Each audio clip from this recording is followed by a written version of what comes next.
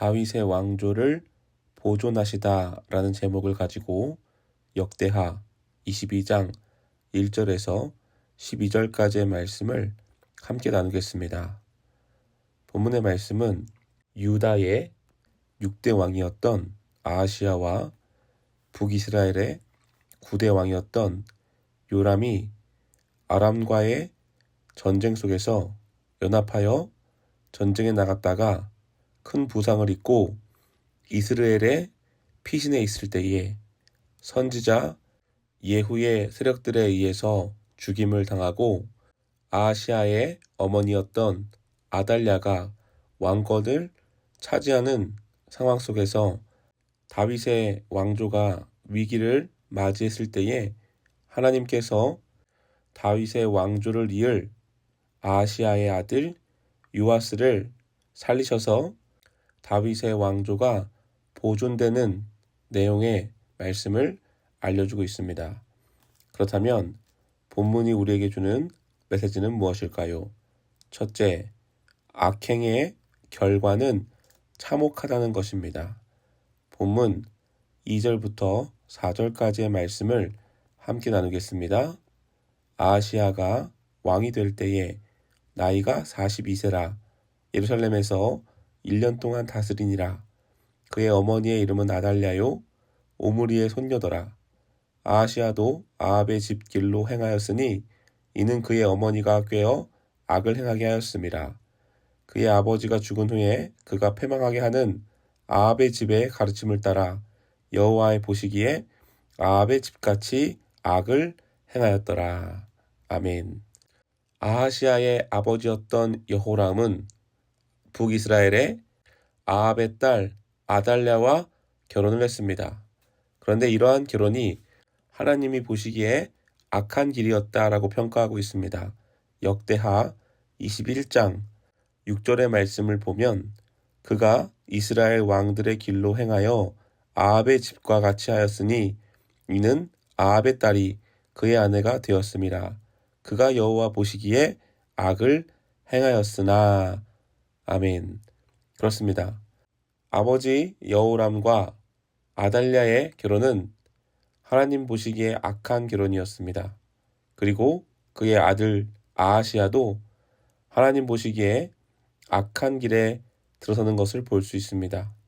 하나님의 말씀과 하나님의 뜻대로 나라를 치리하고 나아가야 될 왕이 아합의 길에 가르침을 따라 나아갔다라고 하는 사실은 남유다의 영적인 악행이 반복되고 있는 것을 보여주고 있습니다. 또한 그가 치리하던 상황 가운데 정치적 정세가 좋지 않았음을 보여주고 있습니다.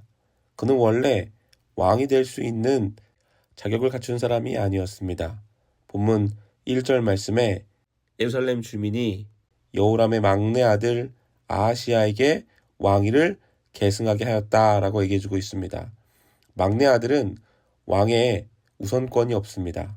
다만 아라비아 사람들과 전쟁에서 그의 형들이 다 죽임을 당하였기 때문에 그가 얼떨결에 왕이 된 인물이지요.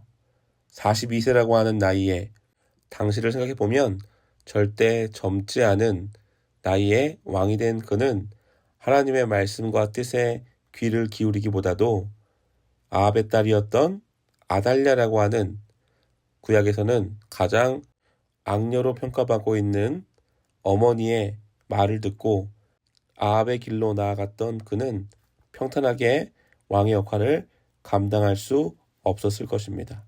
그것이 결국 아버지 여호람 때부터 이어진 악행의 결과였다라고 하는 사실이지요. 그는 예후에 의해서 참혹한 죽음을 맞이하게 되었고 또한 그로 인하여 아달랴가 왕권을 차지하는 상황 가운데 유다의 왕족들이 피로 물든 죽임을 당하는 결과를 가져오는 것을 볼 수 있습니다. 본문 10절에 아하시야의 어머니 아달랴가 자기의 아들이 죽은 것을 보고 일어나 유다 집의 왕국의 씨를 모두 진멸하였으나. 아멘. 이렇듯 악행이 반복되면 참혹한 결과를 가져온다는 것을 보여주고 있는 것입니다. 사랑하는 성도님들, 우리의 삶 가운데 꾀임에 넘어가 악행을 저지르는 죄를 행하지 않는 삶을 살아가시기를 주님의 이름으로 축복합니다. 악도 굉장한 영향력이 있습니다. 악이 쌓이고 쌓여서 참혹한 결과를 만들어 온다는 것을 알려주는 말씀이지요. 사랑하는 성도님들, 우리가 악의 길에서 떠나 선한 길, 의의 길, 주님의 섭리 가운데 나아갈 수 있는 삶이 되시기를 주님의 이름으로 축복합니다. 두 번째, 하나님이 보존하신다는 것입니다. 역대하 21장 7절 말씀을 함께 읽겠습니다. 여호와께서 다윗의 집을 멸하기를 즐겨하지 아니하셨음은 이전에 다윗과 더불어 언약을 세우시고 또 다윗과 그의 자손에게 항상 등불을 주겠다고 말씀하셨음이더라. 아멘. 하나님은 이러한 상황 가운데 다윗과의 언약을 기억하시고 다윗의 왕조를 보존시켜 주십니다. 오늘 본문 11절 말씀에 왕의 딸 여호사브앗이 아하시아의 아들 요아스를 왕자의 죽임을 당하는 중에 몰래 빼내어 그와 그의 유모를 침실에 숨겨 아달랴를 피하게 하였으므로 아달랴가 그를 죽이지 못하였더라. 여호사브앗은 여호람의 왕의 딸이요 아하시아의 누이요 제사장 여호야다의 아내이더라. 아멘. 요아스라고 하는 다윗 왕조를 이을 어린 아기가 생명을 보존하는 것을 볼 수 있습니다. 이것은 하나님이 다윗의 왕조를 지키시겠다라고 하는 언약이 성취되고 있는 것입니다. 그렇습니다. 하나님은 한번 맺은 언약을 영원히 신실하게 이행하시는 분이다라고 하는 사실을 우리에게 알려주고 있습니다.